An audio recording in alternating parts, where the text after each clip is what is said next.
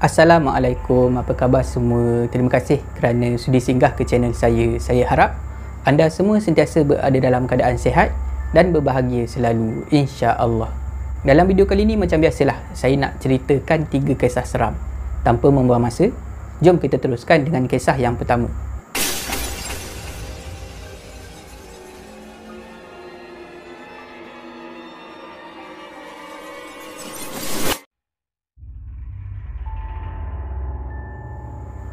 Selamat datang ke segmen Singgah Seram. Untuk kisah pertama ni, saya akan gunakan nama samaran Kuzairi untuk memudahkan cerita. Kisah ni berkaitan dengan tak puas hati. Ada orang tak puas hati pada Kuzairi dan isteri dia. Tak tahulah, Kuzairi tak tahu siapa yang sakit hati dekat dia tu dan kenapa orang tu tak puas hati dengan dia. Kuzairi ni ada musuh, musuh yang dia tak kenal. Dan musuh Kuzairi ni dah hantar sesuatu ke rumah dia untuk ganggu Kuzairi dan juga isteri dia. Saya tak pasti apa pekerjaan Kuzairi ni. Dia peniaga ke apa, tak tahu. Tak diketahui punca kenapa orang ni tak puas hati dan kenapa orang ni hantar benda-benda macam tu ke rumah Kuzairi. Bila dah ada orang hantar benda-benda macam ni, banyaklah gangguan yang Kuzairi dan juga isteri dia alami. Gangguan pertama yang Kuzairi dan isteri dia alami di rumah berbentuk bunyi. Kuzairi dan juga isteri dia banyak kali terdengar bunyi orang perempuan menangis dalam rumah. Benda ni selalunya berlaku pada waktu malam. Bila Kuzairi dan juga isteri dia dah masuk bilik, dah ready nak tidur, masa itulah akan kedengaran bunyi perempuan menangis daripada dalam rumah. Kuzairi sebenarnya tak endahkan sangat. Kalau setakat gangguan macam ni, bunyi-bunyi macam ni, dia tak kisah sangat. Kau nak menangis, kau menangis lah, aku nak tidur. Kira macam tu je lah. Masalahnya isteri Kuzairi ni, dia rasa takut yang tak amat sangat. Jadi terpaksalah setiap kali kedengaran bunyi menangis ni, Kuzairi kena bangun, kena keluar pergi cari daripada mana datangnya bunyi orang perempuan menangis ni. Tapi memang tak jumpalah, tak tahu datang daripada mana bunyi perempuan menangis ni. Tapi gangguan tak berhenti dekat situ. Ada lagi gangguan seterusnya. Gangguan yang kedua yang Kuzairi dan juga isteri dia alami di rumah tu sama juga berbentuk bunyi. Cumanya bunyi lain. Kuzairi dan isteri dia banyak kali terdengar bunyi tapak kaki. Bunyi macam ada orang berjalan, bunyi macam ada orang berlari dalam rumah tu, terutamanya di kawasan ruang tamu rumah. Kuzairi masa tu masih lagi steady. Kau nak berlari ke, nak menangis ke, ikut suka kau lah, aku nak tidur. Macam tu je. Dia minda dia tu, fikiran dia tu simple saja. Lantak lah, nak buat apa-apa pun jangan sentuh aku dan juga isteri aku, sudah. Kiranya macam tu je. Cumanya isteri Kuzairi ni lah, dia dalam keadaan yang ketakutan. Tapi pada peringkat ni, Kuzairi masih lagi tak buat apa-apa. Dia biarkan saja gangguan tu berlaku. Sampailah satu hari. Pada satu hari ni, masa tu malam, Kuzairi dan juga isteri dia nak solat isyak berjemaah. Jadi diorang bentang lah, bentang 2 sejadah. Sejadah Kuzairi dekat depan, sejadah isteri dia dekat belakang. Baru saja Kuzairi nak angkat takbir, tiba-tiba Kuzairi terkejut. Isteri dia menjerit dekat belakang, panggil dia, "Abang!" Menjerit macam tu. Kuzairi terkejut lah. Terkejut, tak jadi nak angkat takbir. Kuzairi pun toleh ke belakang. Bila Kuzairi toleh ke belakang, tengok-tengok isteri dia dah terduduk atas lantai, betul-betul dekat tepi dinding. Kuzairi tanyalah isteri dia, "Dah kenapa ni? Kenapa dengan awak?" Isteri Kuzairi masa tu nampak macam dalam keadaan yang ketakutan. Dia pun cakaplah dekat Kuzairi, "Abang, tadi masa saya nak angkat takbir tadi, saya rasa ada orang tarik telekung saya daripada arah belakang. Saya pun toleh lah. Bila saya toleh, tak ada siapa-siapa. Tak apalah, saya nak sambung solat, nak angkat takbir. Tiba-tiba ada orang tarik bang. Tarik saya ke belakang. Kuat orang tu tarik. Sampai belakang saya terkena dinding macam ni." Bila isteri Kuzairi cerita macam tu, Kuzairi mula rasa marah pada benda ni. Sebab sebelum ni, benda ni sekadar nak menakut-nakutkan saja. Nak menakutkan Kuzairi dan juga isteri dia menggunakan bunyi menangis, bunyi orang berlari, tapak kaki berlari. Tapi ini dah melampau, ini dah lebih, sampai boleh menyebabkan sakit isteri dia. Fizikal tu boleh sakit. Tarik sampai terhempas badan dekat dinding. Maknanya memang dah melampaui batas lah, tak boleh jadi macam ni. Jadi keesokan harinya, Kuzairi pun jumpalah dengan seorang ustaz. Ustaz ni memang tahulah, memang banyak ilmu pasal perkara-perkara gangguan macam ni. Khuzairi ceritalah apa yang berlaku dekat rumah dia. Jadi dipendekkan cerita, ustaz ni bila dah dengar masalah yang Khuzairi dan juga isteri dia alami, dia bersetujulah nak datang ke rumah Khuzairi. Dia pun datanglah ke rumah Khuzairi. Dia tengok-tengok keadaan dekat dalam rumah, dalam dan luar rumah. Daripada situlah Khuzairi dan juga isteri dia dapat tahu benda ni ada orang hantar. Memang orang ni tujuan dia nak menyakiti Khuzairi dan juga isteri dia. Mungkin motifnya adalah dendam. Khuzairi dan juga isteri dia terpinga-pinga. Tak tahu kenapa orang ni buat macam ni, siapa orang ni, dah kenapa pula nak sakit hati dengan dia orang berdua. Dia orang tak ganggu siapa-siapa pun. Tapi tak tahulah, mungkin Khuzairi dan juga isteri dia ni ada berniaga apa-apa, untung ke apa, orang jadi sakit hati. Mungkinlah, boleh jadilah. Jadi Khuzairi pun tanyalah ustaz ni apa yang dia orang perlu buat. Masa tu ustaz ni mintalah pada Khuzairi supaya sediakan sebotol air yang besar bagi pada dia. Khuzairi pun sediakanlah, cari botol air yang besar, isi air dekat dalam botol tu, bagi pada ustaz. Ustaz pun ambil lah botol air yang besar tu, dia buka penutup botol, dia mulalah membaca zikir, doa dan ayat-ayat suci Al-Quran. Dia hembuskan ke dalam air dalam botol tu. Lepas tu ustaz tutup balik botol yang besar tu. Kemudiannya ustaz ni bagilah cara-cara nak menggunakan air ni, dan amalan-amalan yang boleh Khuzairi dan juga isteri dia amalkan sebagai pendinding diri dan untuk jadikan rumah tu bebas daripada makhluk-makhluk ni. Ustaz tu mula ajar cara-cara nak gunakan air tu. Dia cakap kena cari satu bekas penyembuh, isi air tu. Kemudian setiap kali waktu petang, lewat petang 6 suku, 6.30 macam tu, Khuzairi perlu sembuh air tu di setiap tempat yang boleh dibuka. Contohnya macam tingkap dan juga pintu. Setiap kali matahari nak terbenam, jangan tunggu gelap baru nak sembuh. Dia kena sembuh lebih kurang 40 minit sebelum masuk waktu maghrib. Lepas tu ustaz ni pesan, kalau kata ikhtiar kita ni berhasil, benda ni tak dapat masuk, jangan rasa benda ni, bantuan ni datang daripada saya. Semua bantuan ni boleh jadi berhasil, tak lain disebabkan izin Allah. Ustaz tu pesan macam tu. Jadi Khuzairi pun ingatlah pesan ustaz ni, dan dia buatlah, dia amalkanlah apa yang ustaz ni pesan. Ustaz tu minta diri nak balik ke rumah. Khuzairi dan juga isteri dia mengucapkan berbanyak-banyak terima kasih pada ustaz ni sebab sudi datang dan sudi membantu diorang berdua. Khuzairi adalah bagi sumbangan sikit pada ustaz ni. Ustaz tu pun balik. Keesokan harinya jam 6.30 petang, Khuzairi mula bersiap. Dia mula cari botol penyembuh tu, diisilah air bacaan tu sikit dalam bekas penyembuh tu. Khuzairi mula berjalan, pergi dekat pintu utama, dia sembuh. Lepas tu pergi dekat tingkap, semua tingkap dekat rumah tu semua dia sembuh. Sampailah dekat pintu dapur, tingkap dapur, semua dia sembuh menggunakan air tu. Lepas dah selesai sembuh semua pintu dan juga tingkap yang ada dalam rumah tu, diorang berdua teruskan aktiviti macam biasa. Solat, tengok TV, lepak apa semua dekat ruang tamu. Memang Alhamdulillah, setakat ni tak ada dengar lagi bunyi yang perempuan menangis tu. Bunyi perempuan menangis dan bunyi tapak kaki berlari. Memang dah tak ada kedengaran. Khuzairi dan juga isteri dia menarik nafas lega. Tapi bila diorang dah ready nak tidur, tiba-tiba kedengaran bunyi pintu depan rumah diorang ni diketuk. Diketuk dengan sangat kuat. Khuzairi dan juga isteri dia rasa pelik lah. Ini pesen baru ni. Sebab sebelum ni memang tak ada gangguan jenis yang ketuk pintu macam ni. Tapi bila Khuzairi fikir balik, ke memang betul ada orang datang ke rumah. Tapi kalau betul orang, memang pelik lah datang malam-malam macam tu. Khuzairi pun bangun, keluar daripada bilik, dia pergi ke pintu depan. Isteri Khuzairi ikut Khuzairi daripada belakang. Sampai dekat depan pintu, Khuzairi tanya, "Oi, kau nak apa?" Khuzairi bertanya kepada orang yang mengetuk pintu di luar rumah. Masa itulah Khuzairi dan juga isteri dia dapat dengar bunyi seseorang bercakap daripada luar rumah. Cara orang tu bercakap seperti sedang berbisik, tapi kuat. "Aku nak masuk." Dia cakap macam tu, "Aku nak masuk." Bila Khuzairi dengar benda tu cakap macam tu, nak masuk macam tu, dia terus pusing ke belakang. Pegang tangan isteri dia bawa masuk dalam bilik. Kuzairi dapat rasa tangan isteri dia menggeletar masa tu. Isteri dia berada dalam keadaan yang takut. Sebab dia pun dengar apa yang benda tu cakap tadi. Bila dah masuk dalam bilik, Kuzairi pun cakap lah pada isteri dia.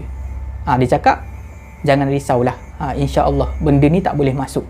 Keesokan harinya, waktu malam, benda yang sama berlaku. Ada orang ketuk pintu rumah Kuzairi daripada luar. Tapi masa tu Kuzairi dah tahulah benda ni bukan orang. Jadi dia dah tak pergi dah dekat pintu tanya siapa, apa benda semua, tak tanya dah. Dia dah tahu benda ni memang hantu. Berterusan berlaku daripada sehari ke sehari.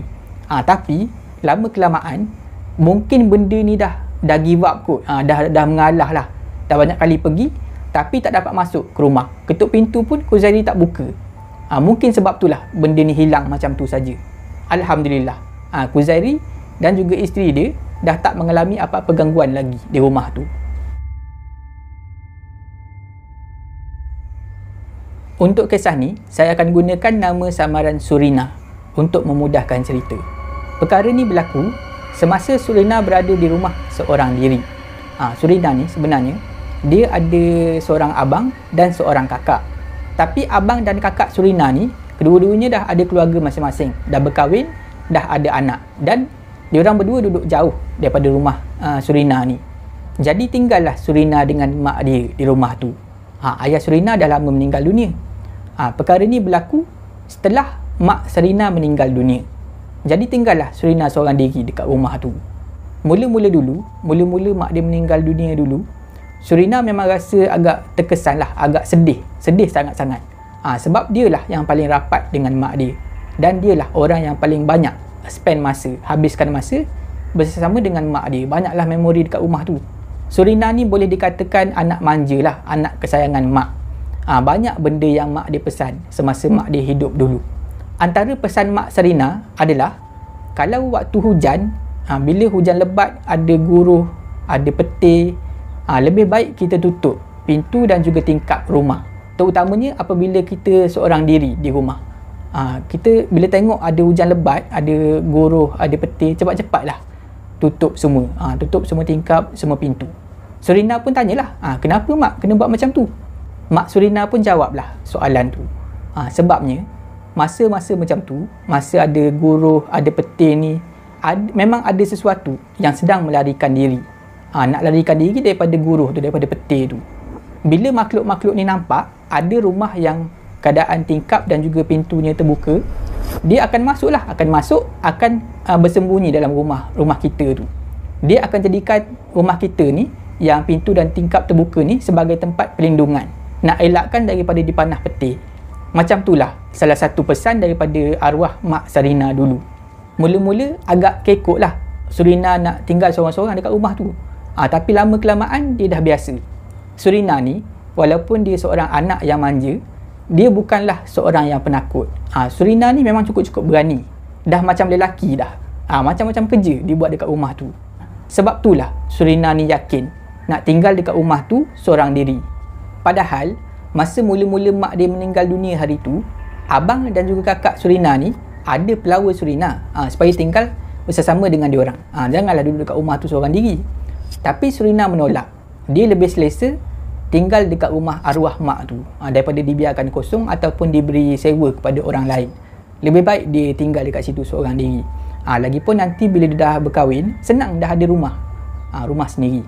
Jadi abang dan juga kakak Surina ni tak boleh nak kata apalah. Ikutlah. Nak duduk kat rumah tu, duduklah. Cuma berhati-hatilah tinggal seorang diri. Anak dara. Diorang ni risau jugalah, selalulah pergi jenguk keadaan Surina ni. Perkara ni berlaku pada satu petang. Lewat petang lah.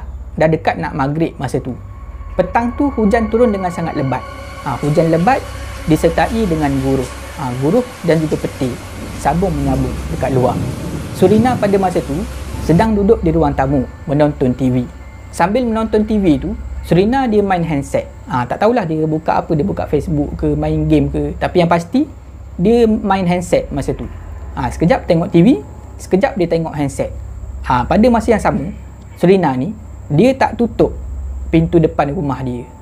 Dia biarkan terbuka. Sebab best, angin dekat luar tu sejuk masuk dalam rumah. Masa terus berjalan. Makin lama, keadaan dekat luar makin gelap. Surina masih lagi leka. main handset dia sambil menonton TV. Sedang Surina leka menonton TV sambil main handset tu, mata Surina beberapa kali terperasan melalui ekor mata. Dia ternampak seperti ada orang menjenguk daripada luar rumah. Dekat pintu depan tu nampak macam ada kepala menjenguk dia. Menjenguk macam tu. Kepala yang menjenguk ni hanya akan kelihatan setiap kali Surina fokus ke arah lain. Fokus sama ada ke arah TV ataupun ke arah handset dia. Barulah kepala ni akan menjenguk. Dan setiap kali Surina nak toleh, nak pandang ke arah pintu tu, ke arah kepala ni, kepala tu akan hilang daripada pandangan. Tapi macam yang saya cakap tadilah, Surina ni seorang yang berani. Dia tak mudah takut. Jadi masa tu Surina dia cuma fikir mungkin perasaan dia saja.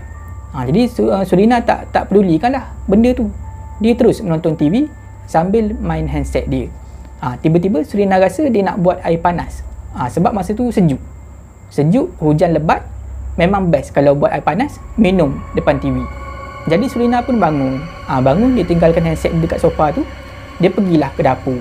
Sampai dekat dapur, Surina pun mulalah nak buat air. Dia ambil gelas, dia ambil air panas, dia ambil lah serbuk kopi, serbuk teh ni nak buat air. Sedang Surina bancuh air tu, tiba-tiba kedengaran bunyi guruh yang sangat kuat, berdentum bunyi dekat luar rumah. Surina terperanjat, terlepas sudu yang dipegang tadi. Jantung Surina berdegup dengan sangat kencang. Masa tu Surina dia tunduk nak ambil sudu dia.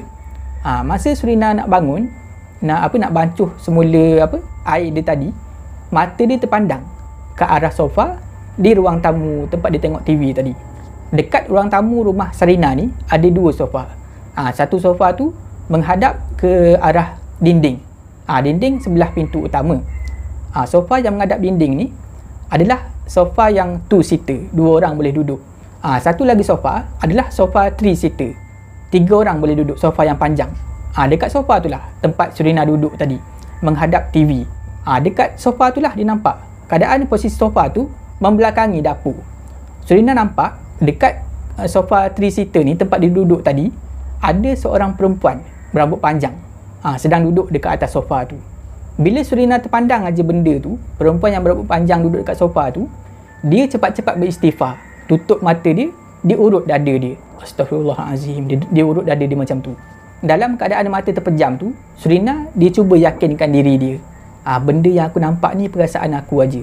Aku duduk seorang diri dekat rumah ni, mungkin aku sedang takut, sebab itulah aku ternampak-nampak benda macam ni. Lepas tu Surina buka balik mata dia. Dia pandang sekali lagi ke arah sofa tu. Alhamdulillah, benda tu dah tak nampak lagi. Maknanya betul lah, mungkin perasaan dia saja. Surina berasa lega. Dia pun sambung bancuh air dia tadi. Bila dah siap buat air tu, Surina pun ambil lah cawan yang berisi air tu. Dia mula berjalan nak keluar daripada dapur tu.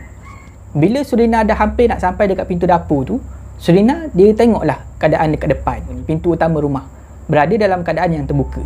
Masa tu barulah Surina teringat pesan arwah mak dia dulu. Mak Surina pernah berpesan, pada waktu hari hujan lebat disertai dengan guruh-guruh kilat semua, lebih baik kalau kita tutup pintu rumah, pintu dan juga tingkap rumah yang terbuka. Kalau tak, memang ada sesuatu yang akan masuk. Bila dah teringat pesan mak dia tu, Surina pun nak pergi tutup lah pintu depan rumah ni. Surina berjalan melangkah keluar daripada dapur. Masa itulah Surina ternampak di sebelah kiri, betul-betul di sebalik dinding dapur bahagian luar, benda tu ada tercegat diri dekat situ. Perempuan berambut panjang tadi, benda yang sama yang menjenguk dia dekat luar tadi, dan yang duduk dekat sofa depan TV tadi, benda yang sama, perempuan berambut panjang. Benda tu seolah-olah menunggu Surina nak keluar daripada dapur. Surina masa tu menjerit ketakutan, tutup mata dia. Gelas yang dia pegang pun terlepas, jatuh atas lantai. Dia memang terduduk macam tu je, terduduk pejamkan mata. Surina rasa takut sebab benda tu berada betul-betul sebelah dia. Dia keluar daripada pintu dapur tu selisih macam ni. Benda tu berdiri dekat tepi dinding. Surina berjalan dekat tepi nak keluar daripada dapur macam ni, dekat, betul-betul dekat dengan pipi dia sebelah kiri.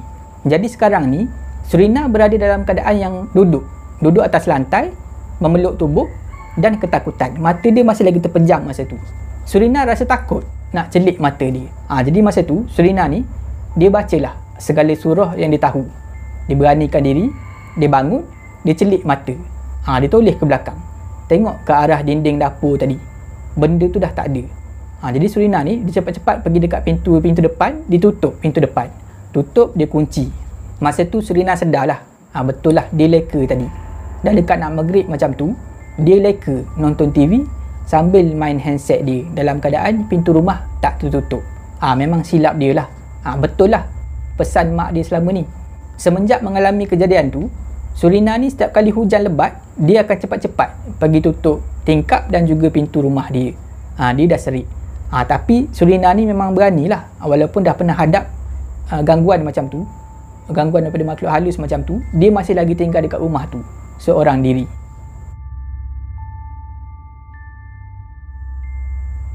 Untuk kisah ni, saya akan gunakan nama samaran Syura untuk memudahkan cerita.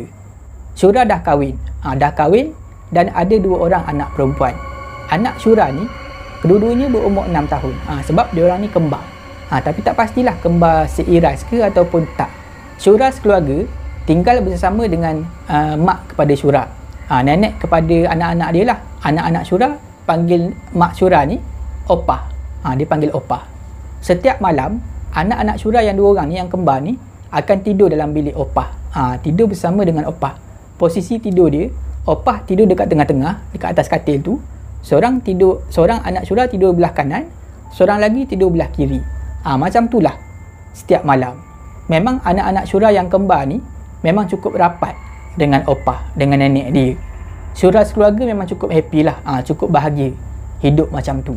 Sampailah satu hari mak Syura ni, Opah kepada budak 2 orang ni, tiba-tiba jatuh sakit. Jatuh sakit, kiranya terlantar lah. Terlantar di rumah. Syura dan juga suami dia nak pergi hantar ke hospital. Tapi mak Syura ni tak nak. Opah tak nak. Opah cakap dia terimalah waktu dia dah hampir, dan kalau dia meninggal pun, dia nak meninggal dekat rumah tu, tak nak meninggal di hospital. Jadi Syura tak tahulah nak buat apa, terpaksalah dengar cakap mak dia ni. Akhirnya mak Syura meninggal dekat rumah tu, menghembuskan nafas terakhir di rumah Syura. Masa mula-mula mak Syura meninggal tu, jenazah dia diletakkan di rumah lah, sebelum orang-orang masjid datang nak uruskan. Jadi masa itulah anak Syura yang 2 orang ni, yang kembar ni, banyak bertanya kepada Syura, "Ibu, Opah tu kenapa? Kenapa Opah terbaring macam tu?" Syura masa tu dia tak tahu nak cakap apa dekat anak dia 2 orang ni. Sebab budak ni baru 6 tahun. Nak cakap nenek dah mati, macam nanti banyak soal pula kan. Jadi dia cakap je lah, "Opah sedang tidur." Itu je yang Syura boleh cakap. Opah sedang tidur. Jadi dipendekkan cerita, Opah kepada budak 2 orang ni diuruskanlah, dimandikan, dikapankan dan dikebumikan. Hari tu adalah hari yang paling sedih untuk Syura sekeluarga, terutamanya Syura lah. Memang banyak Syura menangis hari tu. Yang budak 2 orang ni, anak dia yang perempuan 2 orang ni, tak ada apa-apa pun, sebab dia orang macam tak faham apa yang dah berlaku pada Opah dia. Pada malam harinya, Syura dia nak temanlah budak 2 orang ni tidur dalam bilik Opah tu. Yalah, sebab Opah dah tak ada. Jadi kalau nak biarkan anak dia tidur berdua macam tu dalam bilik Opah, macam kesian lah. Jadi Syura pun minta izin lah dengan suami dia, cakap nak teman anak-anak ni, nak tidur dengan dia orang. Suami Syura pun benarkanlah Syura tidur dengan budak-budak tu 2 orang. Syura pun pergilah masuk bilik. Tidurlah dekat tempat Opah biasa tidur, dekat tengah-tengah. Syura tidur dekat tengah, yang seorang tidur sebelah kanan, seorang tidur sebelah kiri, anak dia 2 orang ni. Sebelum kedua-dua anak Syura ni tidur, diorang ada bertanya kepada Syura. Mula-mula yang seorang ni tanya, "Ibu, Opah mana ibu? Kenapa Opah tak masuk dalam bilik ni?" Syura masa tu dalam keadaan yang sebab. Dia cakap lah, "Opah dah tak ada. Opah dah pergi, dah tinggalkan kita. Lepas ni masa kita pula." Lepas tu lagi seorang tanya, "Ibu, Opah ada cakap lepas dia tidur, dia nak datang balik dekat sini." Bila Syura dengar anak dia yang seorang ni cakap macam tu, dia rasa pelik lah. Dia tanya semula anak dia, "Opah nak balik semula? Betul ke Opah cakap macam tu?" Bila Opah cakap macam tu, anak Syura ni pun bagi tahu Syura, "Ada. Hari tu masa Opah sakit, Opah nak tidur, dia ada bercakap dengan adik. Opah cakap, Opah dah nak tidur ni. Nanti lepas Opah tidur, Opah akan datang jenguk korang berdua." Masa tu barulah Syura teringat, oh ya tak ya, masa opah budak-budak ni mula-mula meninggal tu, memang dia ada cakap dekat anak dia 2 orang ni, opah dah tidur, bermakna opah dah meninggal lah. Budak-budak ni rupa-rupanya sebelum opah meninggal, opah ada panggil dia orang berdua, bercakap dengan dia orang berdua. Jadi masa tu Syura dia cuma suruh anak-anak dia tidur je lah. Tak lama lepas tu, kedua-dua anak Syura ni pun tidur lah di kiri kanan Syura. Tinggallah Syura seorang diri, masih lagi tak dapat tidur. Sebab dia sedih lah, ibu dia meninggal, mak dia meninggal. Lebih kurang 5-6 minit lepas tu, tiba-tiba Syura rasa nak buang air kecil. Jadi dia pun bangunlah, bangun perlahan-lahan, tak nak bagi anak dia yang 2 orang ni tersedar. Dia keluar daripada bilik tu, pergi ke bilik air. Dah selesai buang air kecil, dia pun keluar daripada bilik air, pergi semula ke arah bilik. Sampai dekat depan pintu bilik, Syura pun tengok anak-anak dia. Dua-dua masih lagi tidur. Baguslah. Syura pun masuk sampai dekat hujung katil. Masa tu Syura masih lagi berdiri. Dia nak masuk ke tengah tempat dia tidur tadi. Di antara 2 orang anak dia nak masuk ke tengah tu. Tapi belum sempat Syura nak labuhkan punggung dia dekat atas katil, Syura terperasan dekat tingkap bilik tu kelihatan seperti ada satu objek yang berwarna putih. Nampak macam kain. Bila Syura perhati betul-betul, nampak macam bungkusan tu berikat. Bulu roma Syura mula meremang. Sebab benda yang dia nampak ni kelihatan tak ubah seperti jenazah yang dah dikapankan. Tapi Syura nampak benda ni, dia nampak sipi je, dia nampak sikit aja macam ni. Bentuk macam ni je, dia nampak kepala sikit. Lepas tu nampak ada ikatan ke atas, dekat bawah, dekat leher. Muka tak nampak. Masa tu Syura masih lagi berada dalam keadaan berdiri di hujung katil. Muka Syura menghadap tingkap, masih lagi memandang ke arah objek yang berwarna putih tu. Benda berbungkus yang berwarna putih tu, yang berada di luar tingkap tu, dia tak bergerak langsung, berada dalam keadaan yang statik, tak bergerak. Tiba-tiba Syura terasa seperti ada seseorang berdiri dekat belakang dia. Jadi masa tu Syura fikir tak ada lain lah, mungkin salah seorang daripada anak dia dah bangun, turun daripada katil dan berdiri dekat belakang dia. Jadi pada masa tu Syura tak toleh lah, tak pandanglah ke arah anak dia ni. Mata Syura masih lagi tertumpu ke arah depan, memandang ke arah objek yang berwarna putih tu. Lepas tu Syura terdengar suara anak dia bercakap daripada arah belakang dia. Anak Syura cakap, "Ibu, kenapa ibu tak bagi opah masuk? Ibu takut ke?" Syura terkejut bila dengar anak dia cakap macam tu. Syura pun toleh nak marahlah anak dia, nak suruh anak dia tidur semula. Bila Syura toleh ke belakang nak cakap macam tu dekat anak dia, Syura terkejut. Tak ada siapa-siapa pun dekat belakang dia. Bila Syura pandang ke arah katil, Syura tengok anak dia 2 orang ni sedang lena tidur.